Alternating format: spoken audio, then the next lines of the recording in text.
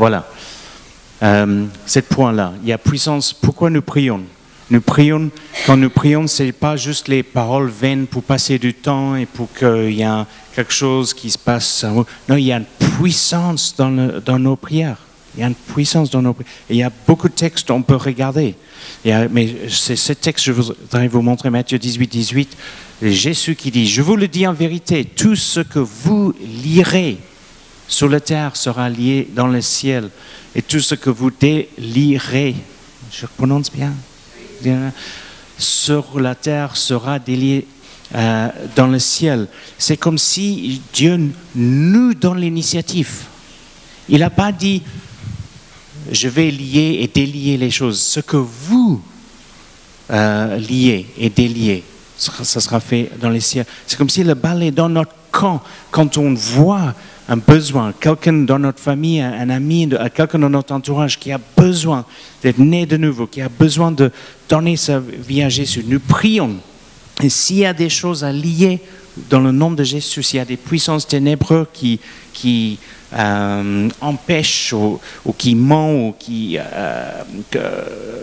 ont un mauvais impact pour empêcher la personne à s'approcher de Jésus, nous lions ces choses-là. Et s'il y a des choses à délier, mais il y a une puissance dans la prière. Dieu entend nos prières et il agit. Des fois, la réponse est oui, des fois, la réponse est non. Des fois, la réponse, c'est pas maintenant. Mais il y a toujours une réponse. Et comme Ken a dit, pas ma volonté, mais ta volonté soit faite. Et le point suivant, je pense que c'est le suivant, c'est c'est un commandement. Lorsque vous priez, on peut regarder ça juste vite fait, les références. Lorsque vous priez, Matthieu 6, lorsque vous priez, c'est pas si vous priez, lorsque vous priez. Lorsque vous, Fred, le suivant, priez sans cesse. 1 Thessaloniciens 5, 17. Merci Fred. Et vas-y encore. 1 Timothée 2, 1. J'exhorte donc avant toute chose à faire des prières, des supplications, des requêtes, des actions de grâce pour tous les hommes. La marque d'un chrétien, la marque d'un homme ou une femme, une des marques d'un homme ou une femme qui confesse Jésus en tant que sauveur, ce n'est pas simplement assister au culte le dimanche matin. C'est un homme, une femme qui se trouve dans le lieu secret, dans la présence de Dieu et qui prie. Des fois pendant la nuit, le matin ou le soir, on n'est pas dans un culte de religion ou de temps de prière, mais il faut que nous prenions le temps de prier. Il faut que nous prenions le temps, que ce soit le matin ou l'après-midi ou le soir, mais que nous prenions le temps de prier. C'est une marque, une caractéristique des hommes et les femmes de Dieu.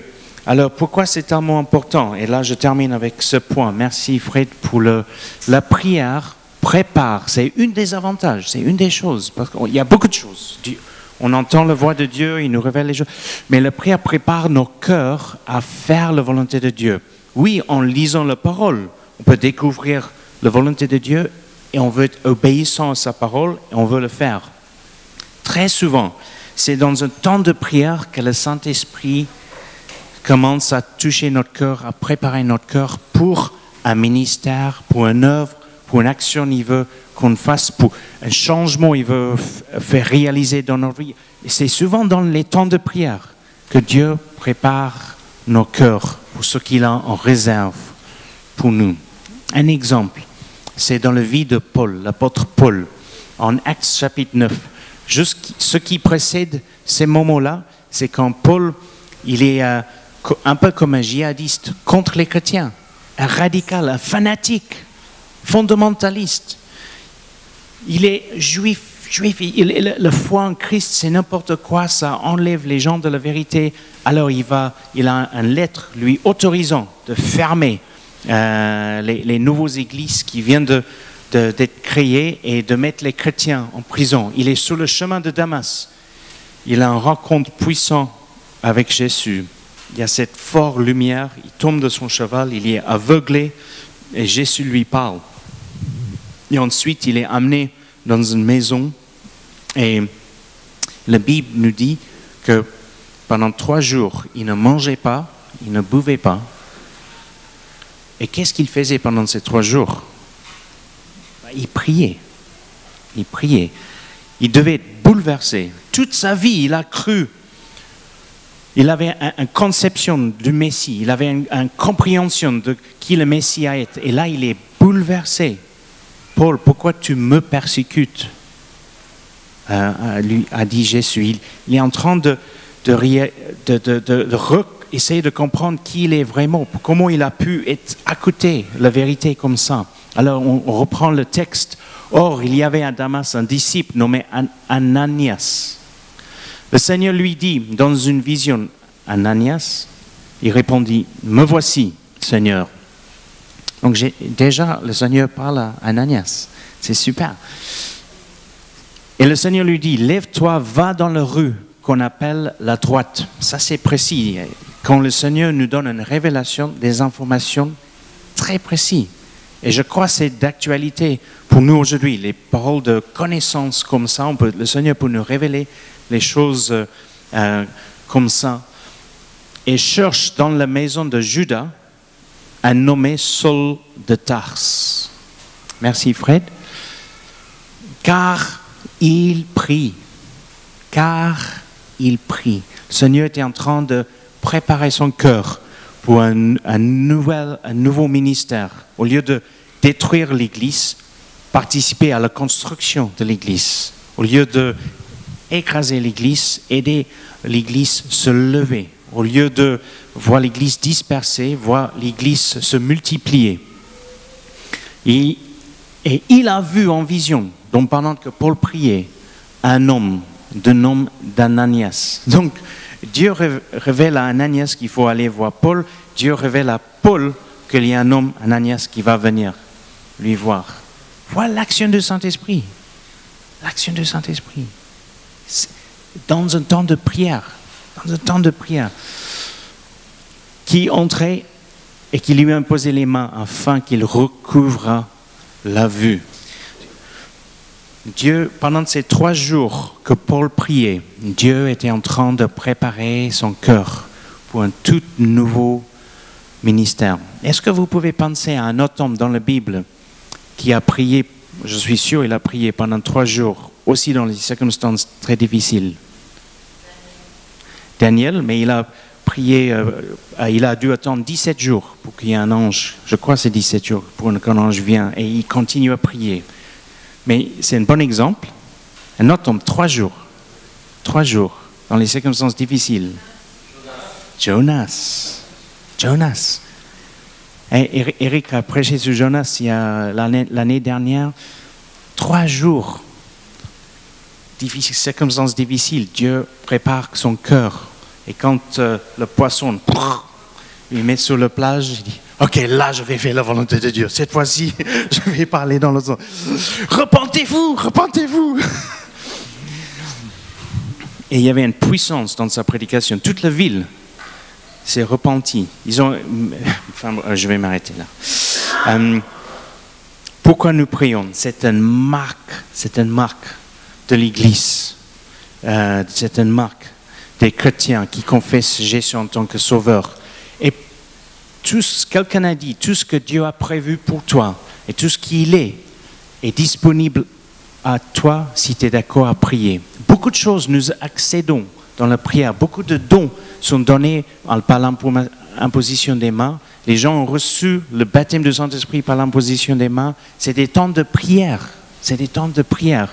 Je remarque, et c'est un constat, c'est une observation, ce n'est pas une critique, ce n'est pas je jette un caillou, hein. C'est un constat que dans la vie d'un homme et une femme de prière, il y a souvent les fruits de la foi, il y a souvent un fruit de vouloir, un désir de faire la volonté de Dieu, et il y a souvent une présence de Dieu.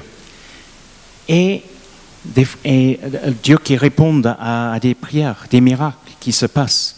L'Église qui ne prie pas, quand je dis Église, c'est l'assemblée, les personnes dans l'Église qui ne prient pas. Il ne faut pas qu'on s'étonne qu'il y a on ne voit pas la main de Dieu à l'œuvre dans notre vie. Mais si nous prions et nous cherchons la face de Dieu, il y a des choses qui se passent. Ça peut être petit miracle, grand miracle. Il y a des choses qui se passent. Je termine avec ce témoignage. Il y a, pendant notre repos sabbatique, Clara avait mal au genou. Donc, Nadine l'amène voir le médecin. La médecine, elle demande à Clara à se longer sur le ventre, sur le lit, et pour voir les deux jambes. Et elle dit, il y a une jambe qui est plus longue que l'autre.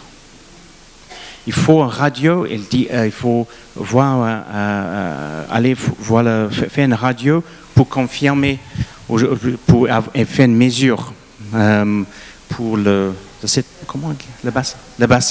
bassin. Nadine revient de cette consultation avec Clara. Donc Clara et Nadine me racontent tout ça. Et quelque chose se lève dans mon cœur. Je dis non. Quand j'ai dit non, c'était moi l'homme Tim qui ne croyait pas, parce que Clara est sportive. Je dis, parce que je ne croyais pas. Je me suis dit, non, elle s'est trompée. Elle n'a jamais eu ce souci avant. Les jambes sont la même longueur. Je dis, assis-toi vite sur la chaise, c'est n'importe quoi. Donc on a mis les deux pieds l'un à côté de l'autre. Et effectivement, j'étais vraiment étonné. Il y avait un écart de à peu près 5 mm. Petit écart, comme ça, 5 mm. Je dis, on va prier. On va prier que Dieu guérisse ça tout de suite. Et pour être honnête, je n'avais pas une grande foi, je n'ai pas senti bouillonnante, je n'avais pas juste fait un temps calme, je n'avais pas chanté les chants, j'avais juste dit, on va juste prier. On va juste prier, on va mettre ça dans les mains de Dieu. Et on était toute la famille autour de Clara, et on priait, et je regardais les chaussures, il y avait toujours l'écart.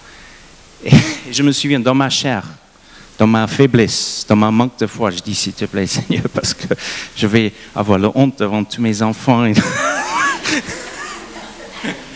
Je prends cette pas de foi là, et s'il te plaît. Je vais juste être honnête.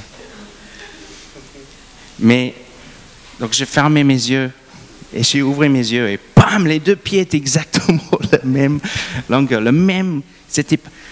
Quoi? Ok, il était bien assis. Le Seigneur a réglé ça pour Clara. Elle a quand même fait le radio. Nadine apporte la radio au médecin. Et le médecin regarde, il dit, il n'y a rien. Selon ce que parce que le médecin dit au radiologue pourquoi elle demande la radio. Donc, les mesures, etc. Non, il n'y a rien, allonge-toi. Elle t'a demandé de relonger sur le ventre? Non, elle a juste regardé sur la radio qu'il n'y avait pas d'écart. Nadine a pris le courage, à saisir l'occasion de dire, en fait, nous avons la foi en Jésus et nous avons prié pour Clara. Et effectivement, tu n'avais pas tort, ou vous n'avez pas eu tort, il y avait un écart. Nous avons prié et cette radio est la preuve qu'il n'y a plus d'écart. Dieu a guéri. Qu'est-ce que le médecin a dit après? Tu te rappelles? Il n'a rien dit. Dieu, dans les petits... Anthony nous a rappelé il n'y a pas longtemps, il n'y a pas de pression, on n'est pas dans la pression de résultats. C'est ça que tu as dit? Il n'y a pas c'est pas... S'il y a des résultats ou il n'y a pas de résultats, on prie. Et on compte sur le Seigneur pour faire le reste. Mais que nous prions pour les autres, mais déjà qu'on rentre dans le lieu secret, chez soi, en tant qu'enfant de Dieu, se trouver dans la présence de Dieu, Dieu aime ça. Il aime quand... C'est comme un parfum qui monte à lui. C'est les enfants qui veulent passer du temps dans sa présence. Je vous invite à vous lever. On va louer le Seigneur avec un dernier chant. On va prendre les offrandes pendant ce